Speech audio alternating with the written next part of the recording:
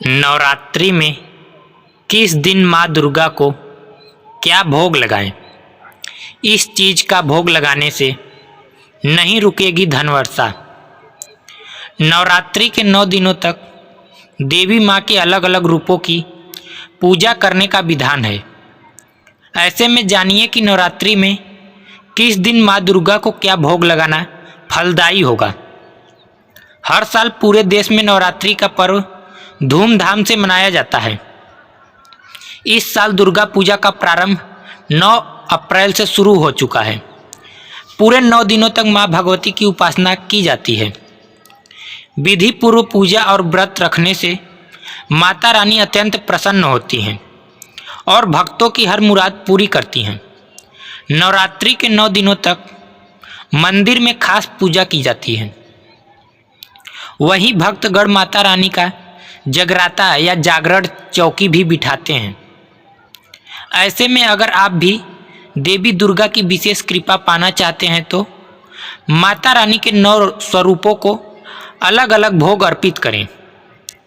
साथ ही साथ जान लेते हैं कि माता रानी को कौन सी चीज़ें चढ़ाना वर्जित माना जाता है। शास्त्रों के अनुसार नवरात्रि के इन पावन दिनों पर माँ अपने भक्तों के घर में विराजमान रहती हैं। इस दौरान हर कोई माँ को प्रसन्न करने के लिए उन्हें तरह तरह की चीज़ें अर्पित करता है। कोई फूल तो कई अलग अलग वस्तुओं का भोग लगाकर उन्हें प्रसन्न करना चाहता है।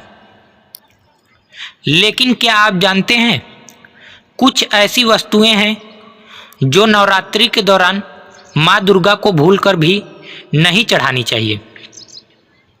अगर आप भूलवश इन चीज़ों को अर्पित करते हैं तो आपको पूजा का पूर्ण फल प्राप्त नहीं होता है।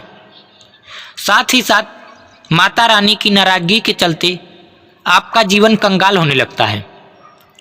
तो चलिए जानते हैं कि नवरात्रि के किस दिन देवी माँ को किन किन चीज़ों का भोग लगाना चाहिए और किन चीज़ों को चढ़ाना वर्जित माना जाता है। तो चलिए दोस्तों, पहले जानते हैं माता रानी को कौन सी चीज़ें चढ़ाना वर्जित माना जाता है।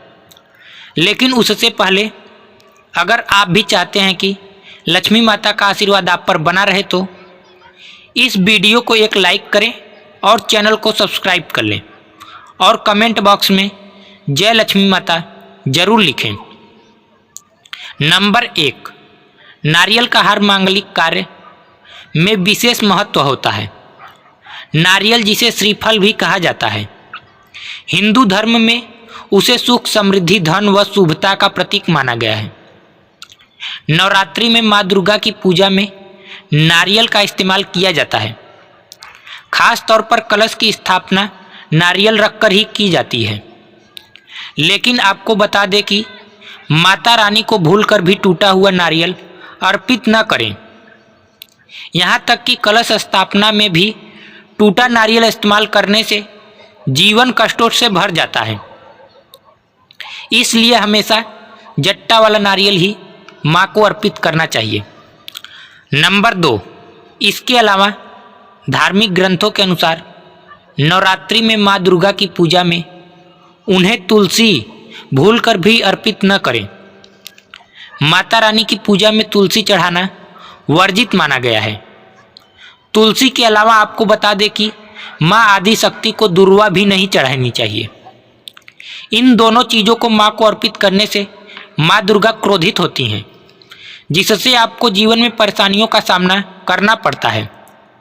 नंबर 3, नवरात्रि के दौरान माँ की पूजा हर कोई लौंग का इस्तेमाल करता है। लेकिन भूलकर भी टूटे हुए लौंग यानी कि बिना फूल वाली लौंग माँ दुर्गा को न चढ़ाएं, क्योंकि अपूर्ण चीज़ माँ को चढ़ाने से पूजा का कोई भी फल आपको प्राप्त नहीं होती है, बल्कि कष्ट ही कष्ट सामने आने लगते हैं। तो ऐसे में माँ दुर्गा को हमेशा फूल वाली लौंग ही अर्पित करें। ये भी बता दें कि खंडित अक्षत भी माँ को नहीं चढ़ाना चाहिए। नंबर 4, देवी दुर्गा को मदार, हरसिंगार और आक के फूल भी नहीं चढ़ाने चाहिए। इन फूलों को चढ़ाने से माँ नाराज होती हैं। इतना ही नहीं, आपको ये भी बता दें कि अपवित्र स्थल पर उत्पन्न हुए फूल, कलियां और फूलों की पत्तियां तोड़कर भी गलती से माता रानी को अर्पित न करें। इसके अलावा माँ को जो फूल अर्पित कर रहे हैं उन्हें सूंघे नहीं, यानी कि सूंघे हुए पुष्प, गिरे हुए पुष्प और मुरझाए हुए पुष्प माँ को न चढ़ाएं। इससे जीवन में आपको आर्थिक तंगी झेलनी पड़ती है। बता दें कि माँ को हमेशा लाल रंग के पुष्प भी अर्पित करें। खास तौर पर कमल का फूल चढ़ाना अति शुभ होता है। नंबर 5, तो वही नवरात्रि के दौरान माता रानी की पूजा में कोई भी खंडित चीज़ यानी कि टूटा या चटका हुआ दीपक और चटका हुआ बर्तन इस्तेमाल न करें। साथ ही ये ध्यान रखें कि लोहे और प्लास्टिक के बर्तन आप माता रानी की पूजन में इस्तेमाल न करें। चलिए अब जानते हैं कि नवरात्रि में 9 देवियों के लगाए ये 9 भोग। 9 देवियों के लगाए ये 9 भोग। नंबर 1, नवरात्रि का पहला दिन माँ शैलपुत्री। नवरात्रि के पहले माँ शैलपुत्री की पूजा की जाती है। माता शैलपुत्री की उपासना करने से अच्छी सेहत और सुखी जीवन का आशीर्वाद मिलता है। वहीं कुंवारी कन्याओं को मनचाहा जीवन साथी की प्राप्ति होती है। तो माँ शैलपुत्री की कृपा पाने के लिए उन्हें दूध और घी से बनी सफ़ेद रंग की मिठाई का भोग लगाएं। नंबर 2, नवरात्रि का दूसरा दिन माँ ब्रह्मचारिणी। नवरात्रि के दूसरे दिन माँ ब्रह्मचारिणी की उपासना की जाती है। माता दुर्गा के दूसरे स्वरूप माँ ब्रह्मचारिणी चीनी या गुड़ का भोग लगाएं। कहते हैं कि ऐसा करने से अकाल मृत्यु का खतरा टल जाता है। साथ ही माँ ब्रह्मचारिणी लंबी आयु का भी वरदान देती हैं। नंबर 3, नवरात्रि का तीसरा दिन माँ चंद्रघटा। नवरात्रि के तीसरे दिन माँ दुर्गा के चंद्रघटा रूप की पूजा की जाती है। माँ चंद्रघटा को दूध या मेवा से बने चीज़ों का भोग लगाने से भक्तों को सभी दुख तकलीफ़ों से छुटकारा मिल जाता है। माँ चंद्रघटा जिन भक्तों से प्रसन्न रहती हैं उन्हें किसी चीज़ की कमी नहीं रहती है। नंबर 4, नवरात्रि का चौथा दिन माँ कुष्मांडा। नवरात्रि के चौथे दिन माँ कुष्मांडा की पूजा का विधान है। इस दिन माता रानी का मालपुआ का भोग जरूर लगाएं। मालपुआ का भोग लगाने से माँ कुष्मांडा बुद्धि, बल और तरक्की का आशीर्वाद देती हैं। नंबर 5, नवरात्रि का पांचवा दिन माँ स्कंद माता। नवरात्रि के 5वें दिन माँ स्कंद माता की पूजा करें और उन्हें केले का भोग लगाएं। स्कंद माता की पूजा करने से सभी सुखों की प्राप्ति होती है। नंबर 6, नवरात्रि का छठा दिन माँ कात्यायनी। नवरात्रि के छठे दिन माँ कात्यायनी की उपासना करने से व्यक्ति को किसी प्रकार का भय या डर नहीं रहता है। माँ कात्यायनी को शहद या मीठा पान का भोग लगाएं। ऐसा करने से माता रानी आपकी हर इच्छा को पूरी करेंगी। नंबर 7, नवरात्रि का 7वां दिन माँ कालरात्रि। नवरात्रि के 7वें दिन माँ कालरात्रि की पूजा की जाती है। माँ कालरात्रि को गुड़ का भोग लगाना फलदायी होता है। माता कालरात्रि को गुड़ का भोग लगाने से घर परिवार में मिठास बनी रहती है और नकारात्मक शक्तियाँ घर में प्रवेश नहीं करती हैं।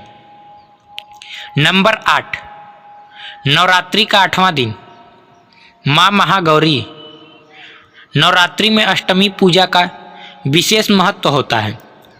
इस दिन लोग कन्या पूजा भी करते हैं। नवरात्र के 8वें दिन माँ गौरी की पूजा की जाती है। माता गौरी को नारियल और खीर का भोग लगाना चाहिए। ऐसा करने से माँ गौरी आपकी हर अधूरी मुराद पूरी करेंगी। नंबर 9, नवरात्रि का 9वां दिन माँ सिद्धिदात्री। नवरात्रि में नवमी पूजा भी खास महत्व रखता है। नवमी के दिन माँ सिद्धिदात्री की पूजा की जाती है। इस दिन माँ सिद्धिदात्री को चने और हलवे का भोग लगाएं। नवमी के दिन भी कन्याओं को भोजन करवाया जाता है। यह तमाम जानकारी जन रुचि को ध्यान में रखकर दी जा रही है। ज्योतिष और धर्म के उपाय और सलाहों को अपनी आस्था और विश्वास पर आजमाएं। वीडियो का उद्देश्य मात्र आपको बेहतर सलाह देना है। इस संदर्भ में हम किसी प्रकार का कोई दावा नहीं करते हैं कि दोस्तों, आज की हमारी वीडियो आपको कैसी लगी हमें कमेंट करके बताएं। अगर आपको हमारी वीडियो अच्छी लगी हो तो कमेंट बॉक्स में जय माँ लक्ष्मी जरूर लिखें। माता लक्ष्मी आप पर सदैव अपनी कृपा बनाए रखें। वीडियो के अंत तक बने रहने के लिए धन्यवाद।